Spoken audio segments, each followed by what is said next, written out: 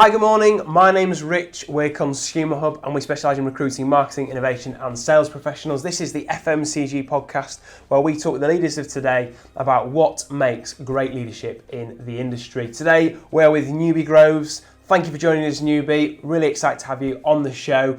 And Newby's got a fantastic background in innovation and is interested in all things ideas, insight and product and marketing. Newby, just give us a quick snapshot on your career and also your specialisms and expertise in the industry. Okay, thank you very much, Rich. Thanks for inviting me to join you on this podcast. My background is predominantly client and agency side, so I've had the benefit of working on both sides of the fence. I'm blue chip FMCG trained. Cut my teeth in Nestle, where my moment of fame was killing the Smarties tube and rejuvenating it into the hexagonal tube that it is nowadays. I remember that. And worked across a number of roles in sales, marketing, category. And in all of those roles, there's always been an element of innovation, particularly in the strategic roles that I've covered. And whether that be product, whether that be packaging, or really how things are done within the organisation. Currently, what I am focusing on is helping SME businesses with their marketing and innovation strategy. And I suppose particularly at this current difficult time for a lot of small businesses, the opportunity to have somebody come into their business and help them to find how they can work their way through and out the other side of this has been really valuable. I've also spent a lot of time focusing on the area of alternative protein and health and sustainability. And I've even been counselling and advising some startup businesses in California on how they might grow into the next powerhouses of plant-based protein. Very exciting. Now, thanks, Newby. Right, well, so what were some of the things that Newby and I thought would make an interesting discussion for a podcast? Well, one of them is what is innovation all about? Because as a dumb recruiter, when I started in the industry 10 years ago, I could never get my head around innovation. Where does it sit? Is it marketing? Is it sales? Is it product? Is it something by itself? And there's kind of like, two stereotypes that I sort of come across. One is this sort of, the austere, cool, collected analyst, data driven. The data leads to the solutions, the idea. And the other one is the mad scientist in the kitchen who's just by sheer inspiration and the artist within kind of comes up with the next hexagonal tube for Nestle, as it were. But Newby, what do you think is innovation as a discipline, and where does it sit? How do people get their heads around it? Well, Rich, I think innovation. I think Sir James Dyson probably summed it up pretty well. Is that innovation is actually quite simple. It's just the fact that a lot of things don't work very well. And I suppose for somebody who is creative and innovative, it's about seeing how something can be done differently or seeing how something can be done better. And again, to quote somebody else, Steve Jobs, for example, said, innovation distinguishes between a leader and a follower. And if you look across the FMCG industry, you can see that the people that are innovating tend to be the people that are growing, the people that are being followed. But for a marketeer or a business, innovation can take a number of different forms. It can be disruptive, it can be radical, but at the same time, it doesn't have to be either of those. It can just be a small tweak or a change to something that actually makes somebody reconsider it or use it differently. It doesn't have to be product related. It can be packaging related, and particularly with this whole agenda for sustainability in the environment, packaging is very important at the moment. It can be usage, it can be format, it can be the process, it might even be how it gets to store or how it gets to the consumer. But it's all about incrementality. It's all about growing your audience, it's all about growing your usage, and it's all about growing, ultimately, your brand and your business. That is really interesting. So you kind of alluded to it there then, that it is fundamentally at its core, it's about solving problems. Where do you think innovation naturally sits within a business? Do you think it's a kind of like a horizontal discipline that's really got a plug into each different vertical function, or do you think it's its own thing? Is it most at home? Where's it sitting on the couch chatting to people in the business?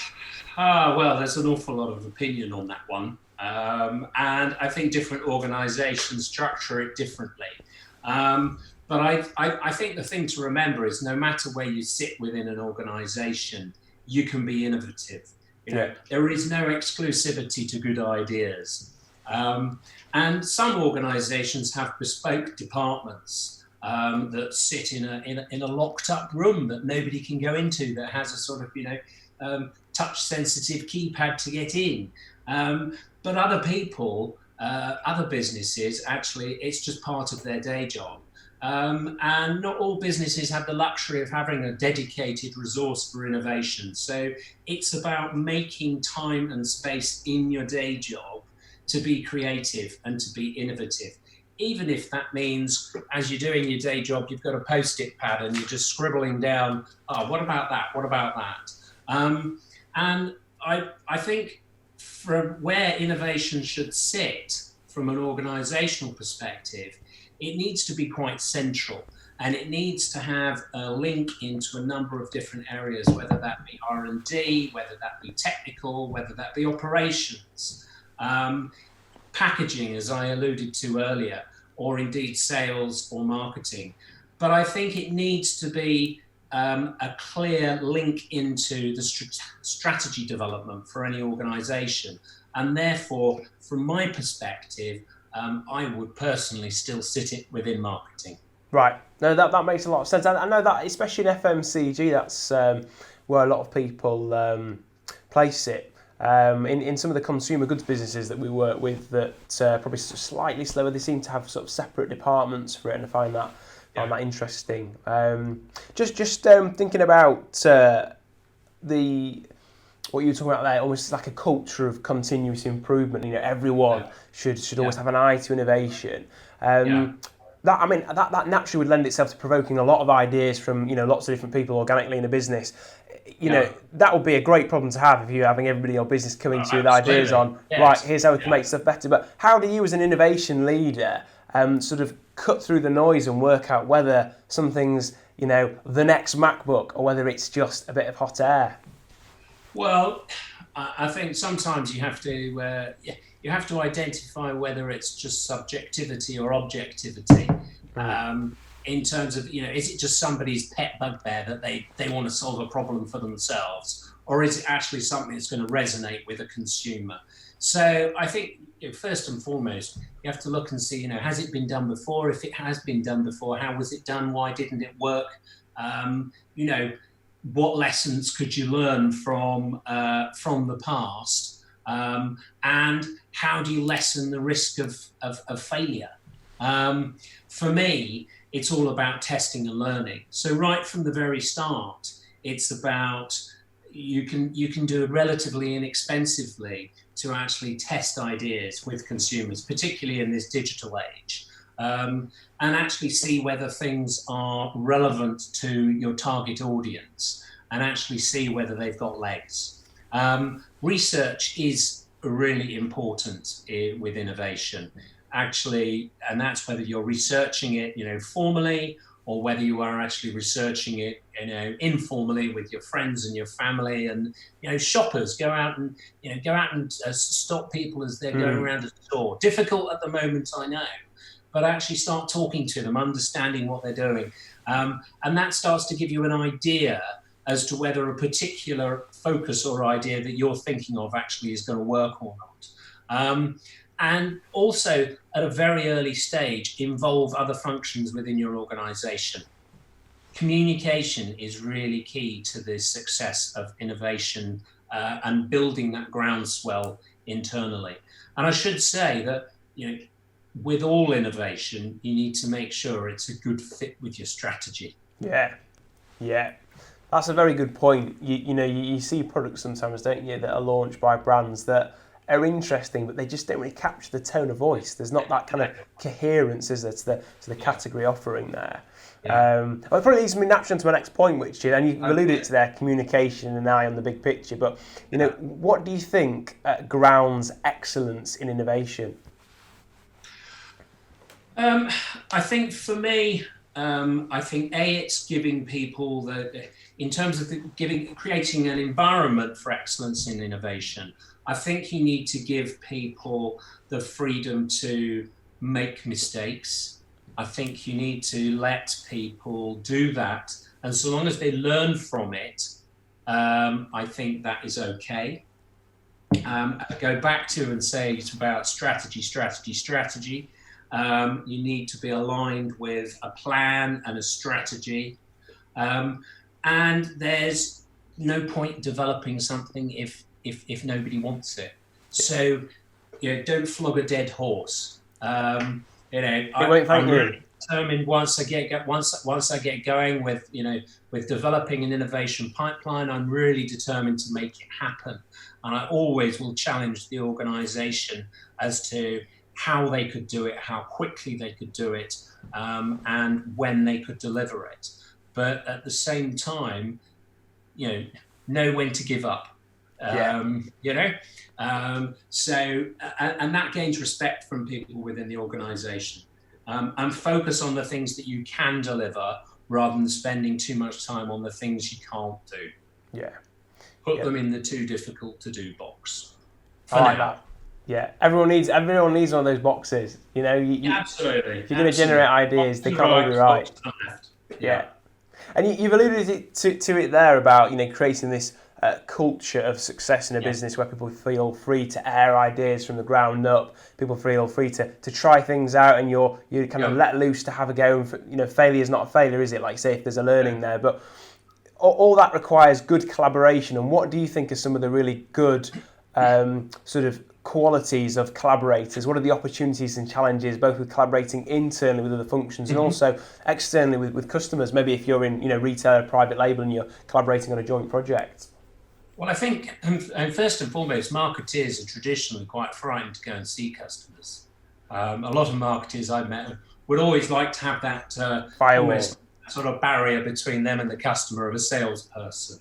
But I think actually, if you want to succeed in innovation, actually, I think you shouldn't be afraid to go face to face with a retailer, with a retailer's technical team, with their marketing team, and actually engage with them, because they're a very good judge of whether something could potentially work or not.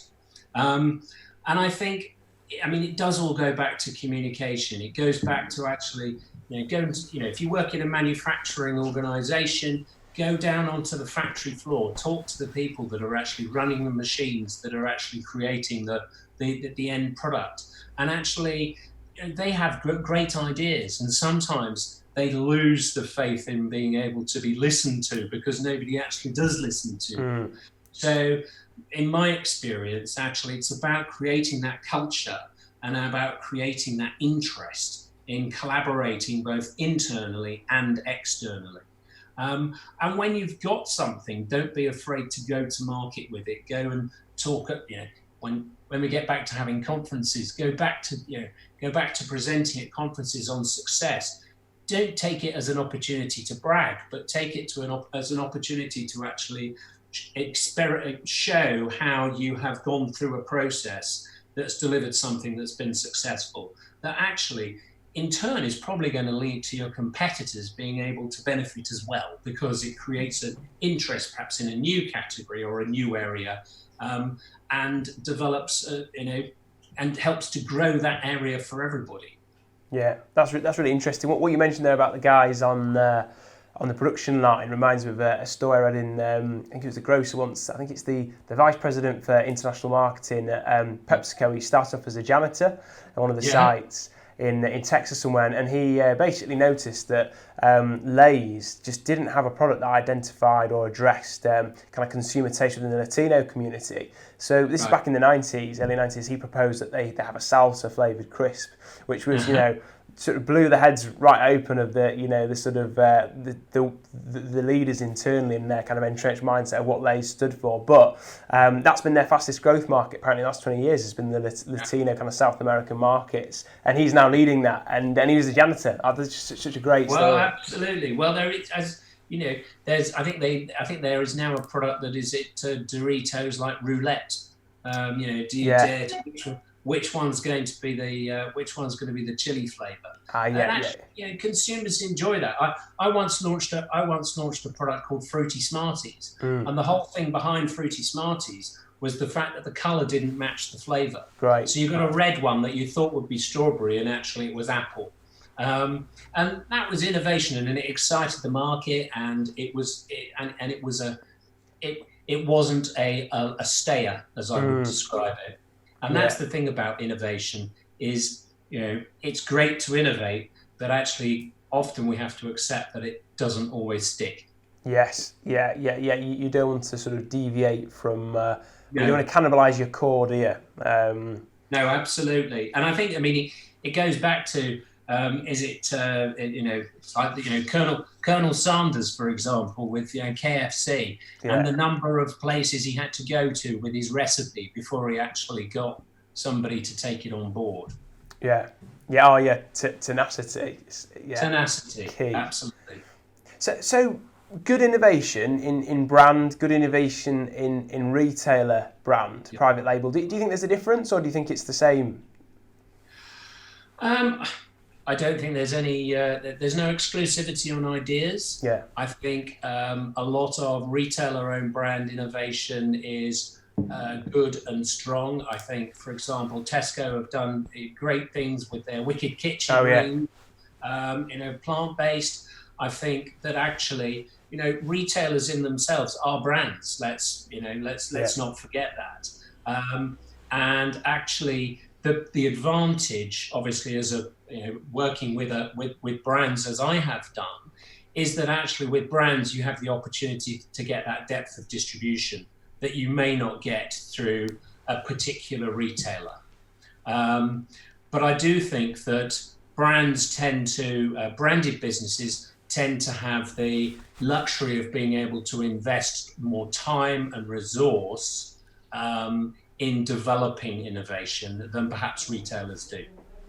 Yeah, so it's the same discipline, but there are potentially different opportunities and challenges for each. Absolutely, yeah. But there are some really talented, innovative individuals who work in retailer technical teams and food development teams that I've worked with. You know, and particularly with packaging at the moment and logistics and supply chain. You know, there's some absolutely fantastic initiatives out there that are being done by the retailers in order to help change the behaviour. And I mean, as I understand it, I think is it that Tesco's have actually encouraged Kellogg's to change the packaging on Pringles? Yeah. Because you know it's it's 5 different pieces of recycling currently, and that demonstrates, I think, a real power in actually power for good and for long-term sustainability. Yeah, and really you want the retailers and the brands to be working together, don't you, on sustainability? Absolutely. We all win. Everyone wins if that's pushed as agenda. Well, the consumer wins, don't they? And that's ultimately what we're trying to do, is satisfy the consumer. Let's not forget that. And just thinking about people's sort of careers and progressing as leaders in the industry, because you know we all want to be leaders in our area and develop a real value for the people we work with. How do you get into a career in innovation? Because it's not a sort of linear career, is it? Like if you want a career in sales, it's fairly obvious how you go about it. But innovation, it's exciting, it's untapped, so many opportunities there. How do you even get into it? Well, I think, as I said, you know, you don't have to just be specifically in an innovation role to be innovative. And I mean, my particular experience, having gone through marketing, category, sales, strategy, and really focusing on innovation, demonstrates that in itself. But I think you need to be a creative thinker. You need to be prepared to make time to be creative. So focus on the tomorrow as well as focusing on the today. And I think you need to have an inquisitive mind. I think it's good to go out and look in store, look and understand how people shop, look at other categories. Just because you're working in one category, don't always just go to that part of the store. Go and see what's happening elsewhere. But to actually, I think starting in marketing is as good a place as any in order to get into an innovation role, and probably the most straightforward way to do it. Yeah, and you've alluded to it there with sort of stressing that curiosity and making time to learn is key. But what other qualities do you think make a good leader in innovation? I think you need to be. I think you need to be a good listener. I think you need to be prepared to challenge. I think you need to be resilient, as I alluded to before. You may have to kiss a lot of frogs before you meet a prince, as they describe it. I think you need to be focused on a goal. And one of the things that I think is key in being successful in innovation is actually you've got to be a very thorough project manager. You have to be a very strong project and team leader. And that means keeping communicating, keeping listening, and recognizing that success will come not just from what you do, but it's what your team around you do. So it's very difficult in an organization to deliver something single-handedly. So you've got to continually engage and enroll other functions within the organization, and that means managing upwards as well as managing across and down. And take the opportunity to talk to people about what you're doing. Excite people. Nobody's going to be as excited about it as you are as the creator of this, next big thing. But actually, you can get people inspired. You can get people you can get people behind it. So imagine you be. I'm a assistant brand manager. I'm a commercial exec. I think I really want to develop these qualities that we've been discussing here. Make a great innovation leader.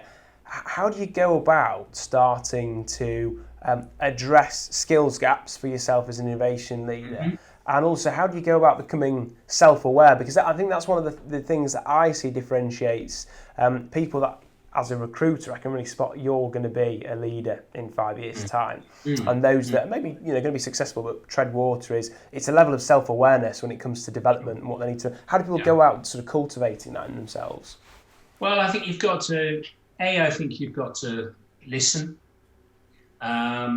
And I think you've got to have an inquisitive mind. I think I'll go back to that. I think you need to try and not be constrained by the parameters of either the role you're doing or the organisation you're working for, or indeed the category that you're working in. Take an interest. There are a number of innovation feeds that you can sign up to. There's a lot, obviously, on online. And in these past few months, we've all had a lot of time to look at it, to actually see what's coming through, and try and predict and try and identify where things are likely to be coming from. And I think recognise that actually it's about a team. It is about a team effort. Read up on things, go out, be inquisitive, look at packaging, look at product, try it, eat it. A lot of the work you do with new emerging brands, I think is great because it's, you're not necessarily saying you're going to like it. You're not even necessarily saying the product is for you. But what you're actually doing is you're exploring the opportunity out there. Who would have ever said, Who would have ever said that gin companies would have been producing hand sanitizer? Yeah, it's crazy. Yeah, it is, isn't it? Well, I tend to plug them because I love them, but Ollie's here, Ollie's Olives, Ollie's Pretzels. It's a great example of a guy that wanted to solve a problem, and then he's just continued on that track because that is his mindset. He was a student, he loved olives. All of the olives in Food to Go were a little bit sad. And so he's developed this ambient pouch, which is great because you've not got the chilled supply chain issues, but also the freshness is just so much better. And that was a guy that was a student just came up with that. So I think anyone can be a leader. It is about cultivating that mindset, isn't it? And Harry, our apprentice, he's written a really good blog recently actually about I think it was called "What Does Chess Have in Common with Soup and Steak?" And it's just the idea that, you know, if your career's a game of chess, you know, are you thinking 5 moves ahead? Or are you just trying to level up too soon? Because sometimes you can go for a really nice sort of soup today, can't you? When you could have saved up for a steak. And sometimes it's about knowing that actually being slightly slower and developing a bit more depth and breadth, it actually helps you become a better leader, doesn't it, in the midterm?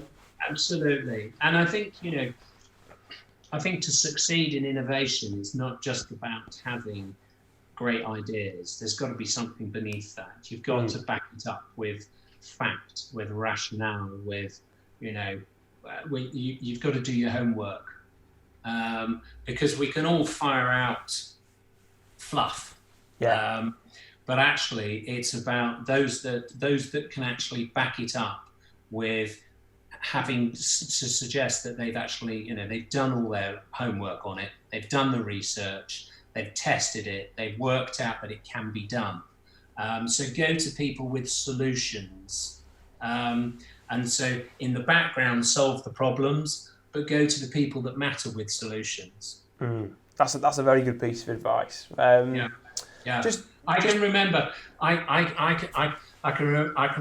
can remember going to my MD at Quorn about wanting to launch into vegan, and being told, well, vegan is only this much of a vegetarian market, that's this much of the total market, that's this much. So we're not going to sell much. And I said, no, but what you have to understand is that vegan is going to become a badge for health. Yeah. It's going to become a lot more than just targeting vegans. And it's about backing that up. And I backed that up with talking to consumers. And talking to consumers who weren't just vegan, people who were trying to lead a healthier lifestyle. Yeah, that's a very good point. To just touch on that point about other leaders in the industry then, which leaders have inspired you, Newby? Well, at the moment, I think an obvious one would be to say Jeff Bezos. Yeah. Obviously Amazon, what an amazing business. Huge growth that has occurred, particularly in the last few months. But actually, the way that they have a very well-defined strategy that has explored all the different avenues that they can go into. And it's a little bit like your game of chess. It's almost like they have planned, they've planned checkmate. 6 moves before you've even thought of it, because everything they do seems to be quite obvious after they've done it, but it's very well thought out. And hats off, it's created an amazing platform and a great business. Yeah. And what about sort of resources? You mentioned that there's quite a few resources out there people can tap into. If there's aspiring innovation leaders listening to this, what would you recommend people go and sort of dig out, look up, read, have a look into? Well, one of the things that's really interested me is that Sir James Dyson has actually started his own university. I heard about that. Yeah, so there was a Dyson university accredited course, but he's actually now starting his own university for innovation in, obviously that's more in an engineering perspective. But I'd like to think that actually from an academic perspective, that there would be the opportunity for people to study in higher education more about innovation and creativity as part of almost their career path. And I think it's always good to look at, the market. It's good to look at related worlds, try to understand how people reach that point. There's a lot of information available. people write a lot of biographies, autobiographies on how they achieve their success. And look at the world that we live in and try and work out how we're going to solve those problems. And I mean, a current problem, obviously, that we've got, is the whole problem about sustainability in the environment, and hence one of the reasons that there's such an interest in alternative protein. I've spoken to half a dozen different investors in the last week just about the opportunity for alternative protein. It's a hot topic, it's hot news, because people are looking at at how we can actually solve the problem of the fact that nobody quite understands where this pandemic has come from, and people are looking that actually we need to do something about the world that we live in. Yeah, I saw a fantastic article shared by Sam, who set up Unilad on LinkedIn, and there was a business that have developed a packaging format where you basically mould agricultural waste, farm waste, basically straw manure. You inject mycoprotein pores into it. The fungi then grows round the structure in the mould, solidifies this, so then you get a polystyrene equivalent, the same kind of lightweight, and it's all made out of waste products with fungi, which is incredible. It had this slow capture video showing how the fungi that just spread through this agricultural waste, and at the end of it, you can throw it into your compost in your garden, and it decomposes in 2 weeks. That's just phenomenal. So they're starting to use that on some bottles of wine. Now, I imagine it takes a while to get it to industrial scale, but I think there are some amazing, exciting opportunities for innovators in packaging over the next 10 years. But I think it's also about us realising, I mean, we've all been, we're all now being, actively encouraged to split out our waste for recycling, and you've got cans and bottles. But I didn't realise till I looked into it that actually putting a broken drinking glass in with a wine bottle is actually, those two can't be recycled together, because where the temperature that it melts at is different. So actually, the drinking glass is built to sustain a higher temperature than the wine bottle. So actually, we all think we're doing the right thing by putting all the glass in one, etc. But actually, we need more education. And actually, I mean, I think that's where in the coming years, I think we are going to become more aware about the impact of what we are doing, and how we're doing it. And I think the role that innovation can play in that is going to go back to this. It's not just going to be about product, it's going to be about packaging, it's going to be about usage. You've probably seen coming into your home, these pouches with refills of whether it be, washing liquid. Oh, big on that. Pumps. Waste-free supermarkets. That's going to be the next wave, isn't it? Yeah. Absolutely, and I think and that could be, that's innovation.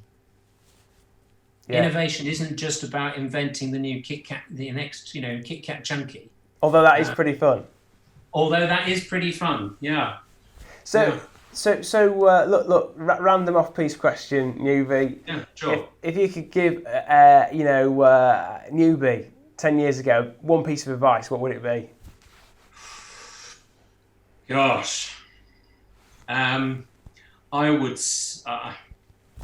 I think. Do you mean me for the world, or professionally? Not. I mean, if it's a case of don't buy that bloody dog, that's fine. But yeah, well, in my household, it would be don't succumb to your daughter's request for 3 miniature pigs. Okay.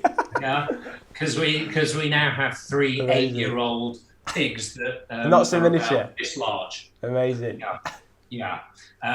But from on a more serious level, I think if 10 years ago, if I had recognised the potential for healthier eating and different forms of protein, then I would have been much more actively involved in it. Interesting. Right, from good. that time. Yeah. And I think the other thing is, from a personal development perspective, is never be afraid to learn. If you try and make the time to do online courses. During lockdown, I did an online digital media refresher course. Smashing. And I think, and at the moment there's so much online learning available. And it's not always going to be directly leading you to a job. But what it will do is it helps keep you sharp, and it helps keep your marketing skills ahead of the game. That's a very interesting point. My favourite business blog is a weekly digest by a group called Farnham Street, of management consultants. Okay. And it's very interesting because they pull from... I'm going to make a note of that. Yeah, it's worth checking out. And so their aim is to find you interesting content that will elevate your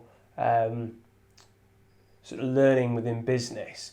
But they don't just follow the usual ruts. It's not Maslow's hierarchy of needs all over again, or a sort of a linear insight view on what's happening in your industry at this time. Their whole sort of mandate is stressing transferability of knowledge from different fields. So they might have an article by a psychologist looking at hunter-gatherer methodology and how that applies to sales. And what they call a really good blog by them was about how you can sort of imitate the randomisation process that hunter-gatherers use in simple societies to go and find prospects. And I've applied that in recruitment, and it was really, really good, kind of like window moment. Oh, right, yeah, I've got a bit of vision here now. Yeah. And I think that if I was to give myself a piece of advice, it would be read more in other disciplines outside of your own industry, because I often find that some of the best inspiration, light bulb moments, comes from when you're sort of, your brain's relaxed, you're pursuing an interest in another field, and then your brain just clicks and says, well, what about that in what you do on a day job? And you get that light bulb moment, don't you? So definitely reading and learning, it's got to be pushed, hasn't it?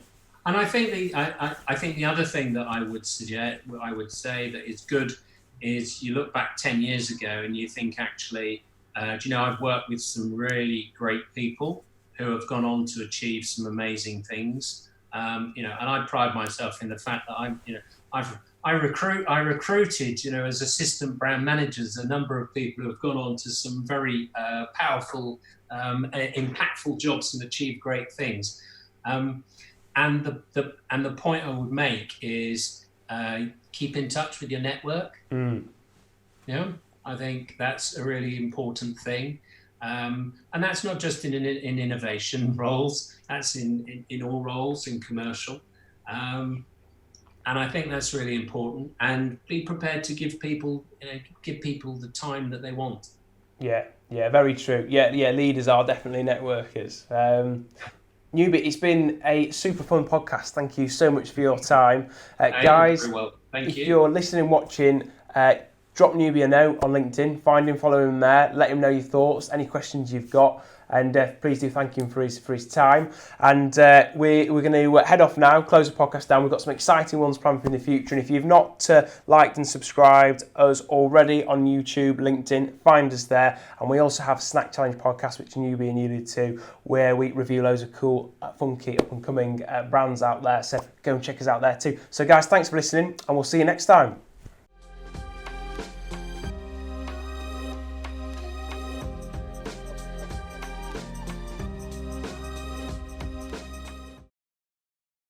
Thanks for watching the video, guys. Check out the playlist here for more content like this. Click the donuts to subscribe so you never miss an update, and give us a like and a comment so we know what content you'd like to see from us. See you next time.